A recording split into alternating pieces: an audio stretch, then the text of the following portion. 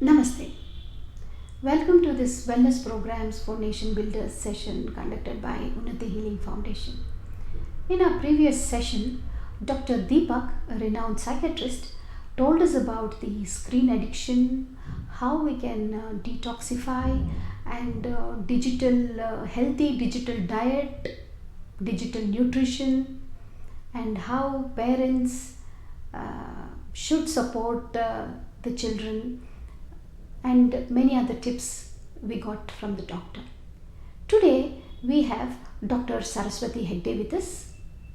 She is a yogic healer, spiritual researcher, a renowned columnist, and a TEDx speaker. Madam, in this pandemic times when the online classes are very important, we just can't avoid it. In this situation, the teachers, parents, and the children, all the three of them, are stressed a lot. The children are into the screens, and the time they are spending on the screen is very high than ever before. When we consider the age group between 6 and 10, even after the classes are over, children are not ready to get rid of their screens. They are highly irritated. And a friend of mine, I would like to share this incident. A friend of mine was telling that her son, who is 10-year-old, was very extrovert and then bubbling and jumping in the school, asking a lot of questions. Now, after the online classes, there's a lot of change in his behavior. He is always glued into the screen. He has become very silent, introvert, doesn't communicate. He is into the screen so much that the parent says he is lost. He doesn't know what is happening, not able to concentrate properly, gets irritated even for small things. So the parent is actually worried. How should we help the child come out of this? And the teachers are also worried. The children are not able to focus. Their attention span has reduced. So how do we help the children, the parent, the teacher to see to it that all the three are in resonance with each other? And how the teacher can help the parent can help the child, and because all the three are very important. They are interdependent on each other. So madam, please give us some tips so that we can overcome this and in a way transform ourselves and also help the children transform. We welcome you to this session, madam. Namaste. Today we will share some methods and techniques, try to understand how to help children to focus more extensively on their subject, on their studies, even online classes. Let us understand what is the human nature. We are all craving for attention. We need some importance, attention, support. Especially in children, the mind is too restless. For two reasons they become restless. There are some category of children, maybe around 20% of the children, that are too fast in thinking. Their attention span is very less, their thinking is too fast. 20% of the children, their attention span is very less, but their learning is very slow. In between, the rest of the children will be pulled either towards this group or that group, depends on the teacher. This is an inevitable situation every teacher will go through. When the teacher is teaching in one particular speed, the fast thinkers feel, oh, it is too slow. By the time teacher completes the third sentence, they would have gone to some other thought and came back and they miss out. Once they come back and they miss out the information, they feel restless. The slow thinkers or the children who cannot think very fast or understand or grasp things so fast, they miss out certain informations and they feel lost and they cannot concentrate. This happens even in the class. But here, the internet, already there are so many distractions, they cannot see anybody studying with them and it diverts them. How do we address these things? How do we help them? The teacher in general teaches to the rest of the group that with that speed. How do we help? This is a very, very important part of educational system. We have to reach out to everyone. Now let us divide the approach into 3 groups. One is for the children, one is for the teachers, one is for the parents. I am making things so clear that technology addiction is the new normal. Technology addiction is the new normal. And we have reached the stage we don't even call it an addiction. Many times it is like a need. It has gone to that extent. But the impact of that new normal is too much on the eyes, head, and even the relationships at home. If too much of dependency on technology, then it is causing lot of troubles at home. How do we address this? For children, we have to really give them some activities. And the child is holding a doll or a toy, when we try to snatch it out, they feel offended and they start crying. If you want the child to leave the toy and come to another one, show much more attractive one so that child forgets about this and come. What is that much more attractive? That is the human relationship, the loving, caring, acceptance. When anybody is criticized, maybe children or adults, criticism people don't take.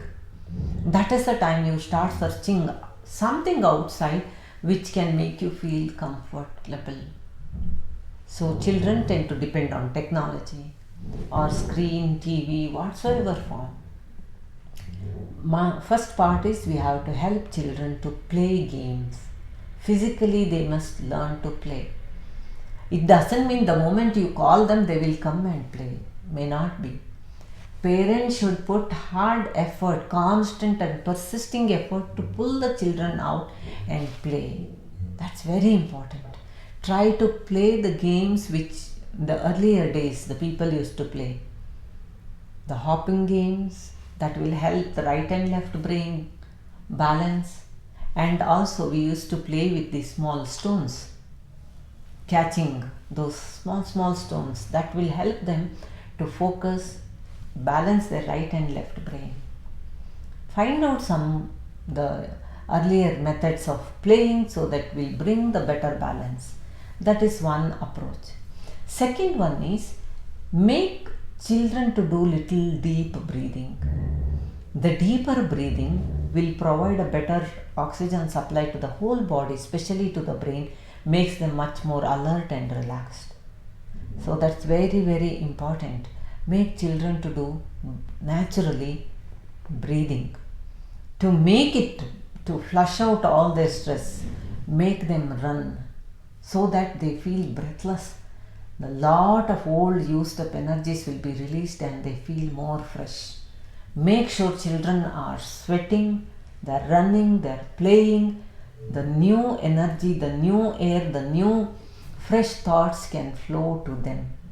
Every day make sure they are not sitting in one place. Sedentary approach should be released. Second part, make children to relax and visualize beautiful things before the class so that they will be able to do certain things in a better way. How will it work? If the child is already feeling negative feeling towards the teacher or the session or the whole education system, oh my God, most of the children you might have seen their faces. That is, it's a vicious cycle. When you start with a negative approach, it continues. You have to somewhere break that approach and give them a positive visualization, give them some future vision, how you want to be. Many times I have seen that if you give them their role models, if they have one, and talk about their daily routine, their commitment, how they achieved it, this also motivates children. We have to help them to have some brighter visualization. Motivating them is very important, but it's not easy. It's not so simple. You have to find ways and means to motivate children. If they are adolescents or little grown up, then we can provide some different methods. But small children, primary, pre-primary children, it's a different skill required. Second part, let us talk about parents. What is that parents need to do? Dropping their comfort zone. I have seen many parents give their children a mobile so that they can chat comfortably with their friends. They can finish up their work. What are we trying to do? Aren't we making them addicted towards that? Dependency on technology? Those attitudes should be minimized. Let go. If children make noise, it's okay. If children are crying, it's okay. You might have noticed lot of young children, they make big, galata in front of guests so that they get what they ask for. To pretend that your children are fine and they are not troubling you, you want to have a quality time with friends, that is why you are giving them the mobile or you are allowing them to watch TV. Please come out of that attitude. Insist them they should become part of the family. We have to introduce family rules book. This works with many children. Children tend to say, in neighbor's house, in relative's house, my cousin's house, aunt's house, they are doing this. We have to tell children, this is the rule book of our family. This is what is working, this won't work. And as a parents, first we should follow that rule book. When we define the rule book, both should follow the rule book. This will be accepted by children if it is well educated, well trained, well informed. They will be ready for that. Initially they will resist, but gradually they accept if it is implemented in a right way. So rule book should be introduced, and the rules for having lunch, dinner, night time, TV time, computer time, whatsoever it is, everything should have a rule book. Mentioned in the rule book. Then children are more open towards that. Gradually they will be trained. This is how we can teach them values and diversion from the screen or different kinds of lack of attention, focusing inabilities to focus.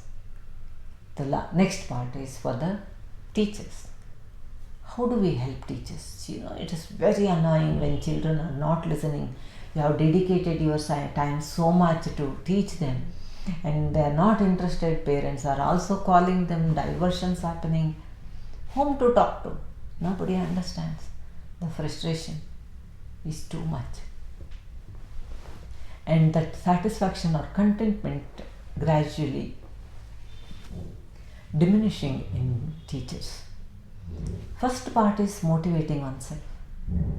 We should make sure, this is a beautiful opportunity for me to learn or enhance my skills. Teacher is the student all the time. The good teacher is the good student. If we have kept that openness in our mind, then teaching becomes easier. I'll just share one simple approach.